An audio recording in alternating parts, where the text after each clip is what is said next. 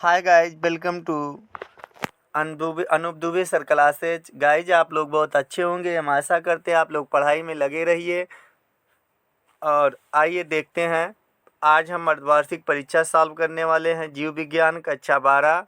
तो पहला क्वेश्चन देखिए, ऑब्जेक्टिव है, सही विकल्प चुनकर उत्तर पुस्तिका में लिखिए। आवृतबीजी पौधों में पुंकेसर का क्या काम होता है?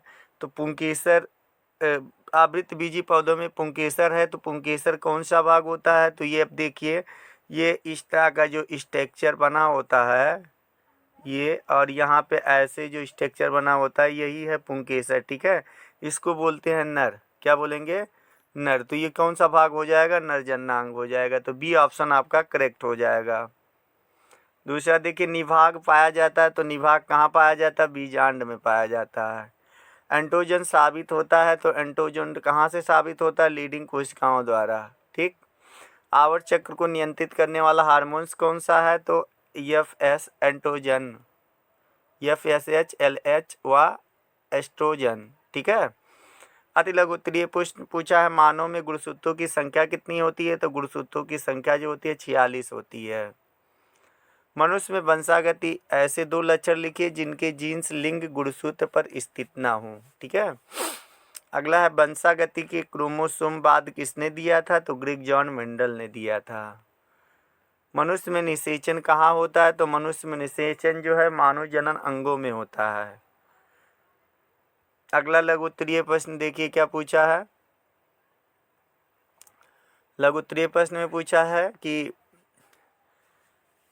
लीडिंग कोशिकाओं से स्रावित हार्मोन्स का नाम बताइए। तो आपको बताया गया LH और FSH। ठीक है, ऊपर दिया गया है एस्ट्रोजन।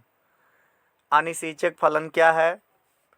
इसको लिखना है। बीज क्या है? एक बीज की संरचना का वर्णन कीजिए। सहायक जनन अंग तकनीकी को परिभाषित कीजिए और IVF का विवरण दीजिए। ठीक है, IVF इंट्राविट्रो फर्टिलाइजेशन पूछ रहा है। जी हाँ, हाँ IVF। अब अगला देखिए, इसमें क्या किया जाता है IVF में?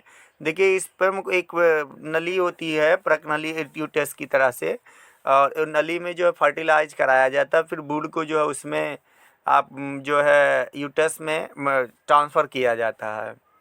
अगला देखिए, लिंग गुणसूत्र से क्या तात्पर्य है? स्त्री तथा पुरुष में किस प्रकार की लिंग गुणसूत्र पाए जाते हैं? तो आपको पता है कि पुरुष में क्या पाए जाते हैं? X और Y, और स्त्री में क्या पाए जाते हैं? XX। ठीक है। अब देखिए, यौन संचरित रोग से क्या समझते हैं? इससे बचने के लिए कुछ उपाय लिखिए। तो HIV आप लोग फेमस हो जानते हैं कि HIV है, तो HIV के बारे में आप इसमें लिख दीजिएगा। ठीक। अगला है, मेंडल के प्रभाविता के नियम को समझाइए। मानो कि शुक्राणु की संरचना का चित्र बना दीजिएगा। ठीक है, ये इस तरह से जो चित्र बनता है इसको बना दीजिएगा। हाँ, हेड हो जाएगा, बिटवीन हो जाएगा और पूछ हो जाएगा। डार्विन बाद क्या है? टिप्पणी लिखिएगा।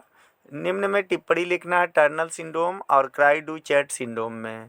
आप देख लीजिए, आप पूरा जो है स्क्रीनशॉट ले सकते हैं। जैव पेटेंट क्या है? इसका प्रमुख उद्देश्य क्या है? भ्रूण को उसके विकास की विभिन्न अवस्थाओं को सचित्र वर्णन कीजिए। ठीक। साबुजता पर वर्णन करना। ड्रग्स क्या है? स्मैक तथा चरस कहाँ से प्राप्त होते हैं? ड्रग्स मतलब जो स्मोकिंग पदार्थ होते हैं उसके बारे में आपको लिखना है। ठीक है। आनुवांशिक कूट पर टिप्पणी लिखना है। मानव में भ्रूण की 3 प्रारंभिक जनन स्तरों का क्या भविष्य होता है? हाँ, तो देखिए, अथवा करिए। शुक्राणु जनन क्या है? संक्षेप में लिखना है। शुक्रजनन की प्रक्रिया का वर्णन कीजिए। द्विबीज पत्री के भ्रूण के विकास का वर्णन कीजिए। पर परागण क्या है? इससे होने वाले लाभ तथा हानि का उल्लेख कीजिएगा। ठीक है, पर परागण लिखना है। ठीक। जो स्वयं के पौधे से ना कर दूसरे पौधे से फर्टिलाइज हो वह स्वपरागण कहलाता है। तो निषेचन क्या है? इसको भी लिखना है। और मानव निषेचन कहाँ और किस प्रकार होता है? जनसंख्या विस्फोटक पर लिख सकते हैं। धन्यवाद गाइस, चैनल को सब्सक्राइब करें और शेयर करें। और एक बात और आपको आवश्यक सूचना बता दे रहे हैं कि 1 नवंबर से हम जो है बोर्ड की इम्पोर्टेंट क्वेश्चन लेके आने वाले हैं। इम्पोर्टेंट से इम्पोर्टेंट क्वेश्चन तैयारी कराएंगे, इसलिए आप जुड़े रहिएगा बोर्ड तक। आप जो है और आपके जो भी भाई हैं, फ्रेंड्स हैं, उनको भी बता दीजिए। मैं जो भी तैयारी कराता हूँ 100% मेरी गारंटी होती है। वह परीक्षा में यूपी बोर्ड में आने वाले ही प्रश्न होते हैं और गारंटी लेते हैं कि ये प्रश्न आएगा तो आएगा। उसमें से मैं 95% का गारंटी लेता हूँ कि 100 में 95% फंसता है और आता है। अगले बार देख लीजिए जाके, अगला वीडियो जो है उसमें आया था। मैंने जो बायोलॉजी का क्वेश्चन दिया था, अगले बार टाइम नहीं मिल पाया तो उसमें देख लीजिए कितने क्वेश्चन फंसे थे। धन्यवाद।